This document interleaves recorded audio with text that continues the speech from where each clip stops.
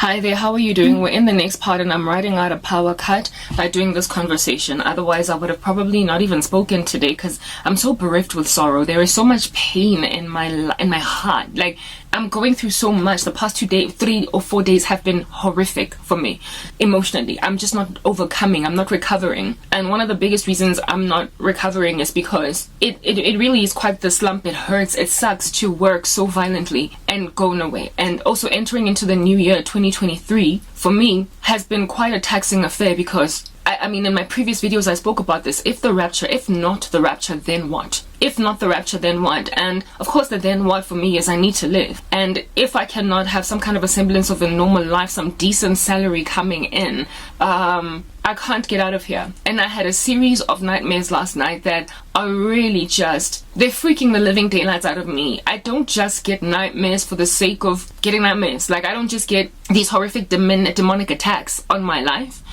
Without me understanding that they are indeed a stealthy approach, a stealthy and gradual impending sort of kind of worm-like affliction on me. It is what Satan is trying to do. I don't ignore my nightmares because I can't ignore Satan. I can't ignore what he's trying to do. He is a tempter. And so if you capitulate to the temptation, then you will definitely end up wherever he wants you to go. However, if you resist, indeed the devil will flee from you. You will be more than a conqueror on the other side. So when I get nightmares, I understand what Satan is trying to do. God is using those bad dreams to help me understand what I need to do to like conquer or jump over those hurdles. Do you understand? And I'm gonna explain these nightmares to you in a little minute, but not before I conclude the conversation I was having about my WordPress account, or my personal what do you call this? My personal website.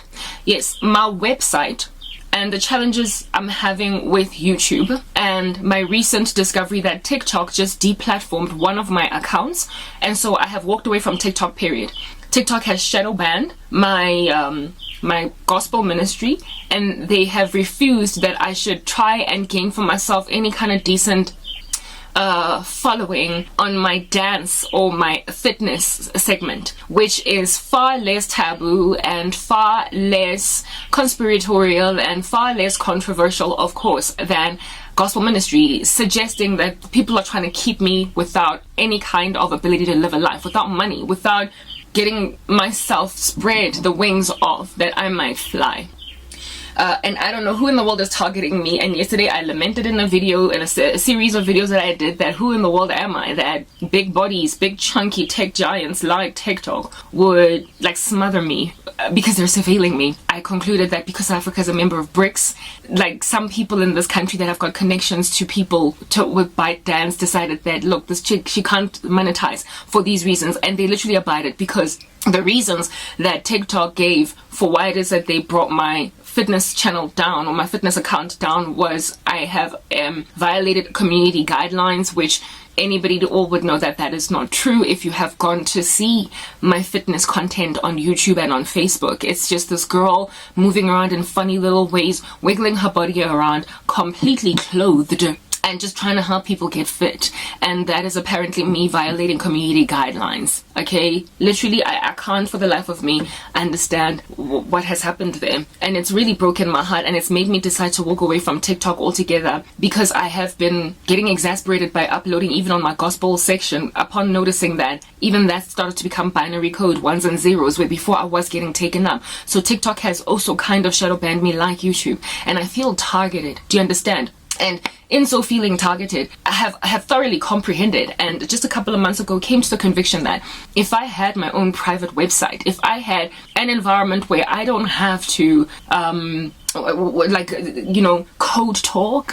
The last video that I did, I was even like berated. You guys could tell I was angry. I was huffing and puffing, and I was blowing the house down like a big bad wolf over the just incredible violent amount of censorship that is going on in the Christian community, where it is that believers are even speaking in code, like Morse code, like little tapping on tables and funny little like descriptions of what they actually mean to say on their screen, so the monitors at YouTube don't bring their video down altogether. They have gone on right ahead to humiliate, defame the name of this one doctor by the name of John Campbell, who does a lot of talk on the epidemic and pandemic that rocked up on the scene, and he has been reviled by Wikipedia, but for some reason they have not brought down his videos. But when I not verbatim, but I paraphrased what he was saying, I even mentioned his name and even put a the channel, like a clip of his channel on my videos. They brought it down. YouTube brought it down. Initially I thought that they brought it down because I put the pic or whatever of John Campbell there, but I found out that it was not John that did that said I don't want this woman using my content. It was YouTube. So however, that same doctor has got quite a bad rap with YouTube. They revile his name, and every so often they age restrict him, and that for me, despite being like a doctor, he's not a porn star anyway, whatever.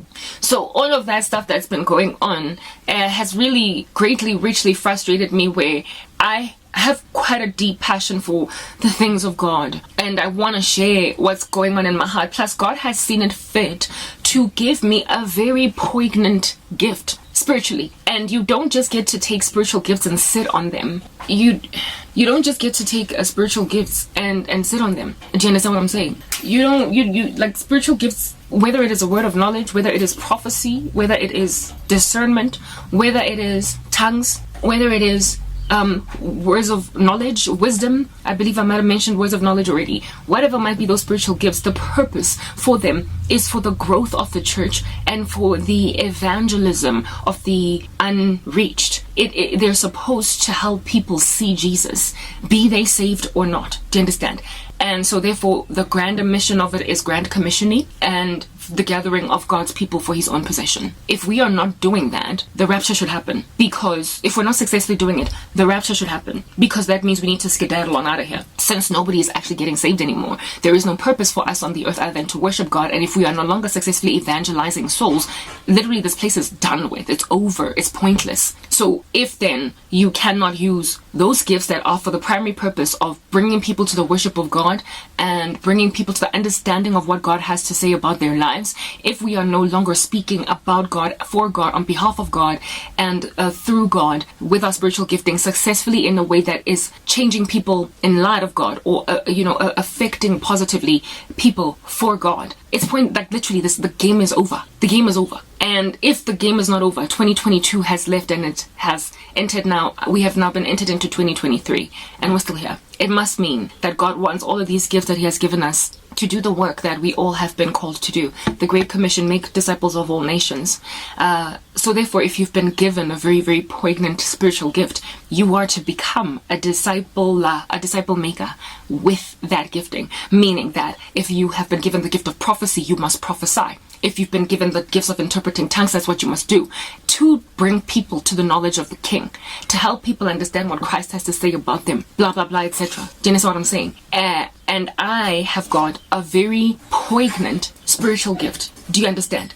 It is sharp, it is extreme, it is buff, and it is detailed. And I have been getting tormented by it for years because I have not been able to successfully use it in any environment for years for the edification of any people without there being resistance coming up at me, making sure that I will ever be faced with the travesty and the devastating one at that of ever preaching, unfortunately and uncomfortably so, to Nazareth, to people in my own hometown that have no honor for any prophet among them. I am literally doomed to keep on talking to people who are like, no thanks, I'll pass. And I've been saved for 11 years, guys, with this kind of spiritual gifting, dealing with people who keep on telling me I'll pass. And where it is that I finally found people that were like, oh my goodness, I will embrace, I will take it, I receive. You know how they like to use that word amidst prophets, I'll receive. When I finally found people who receive, YouTube decided to literally put earplugs in their ears and put socks in their mouths and put some kind of patches on their eyes. And if at all it is an opening that is a sense, YouTube decided to close it up. So now those who would have received don't receive. Let's move to the next part.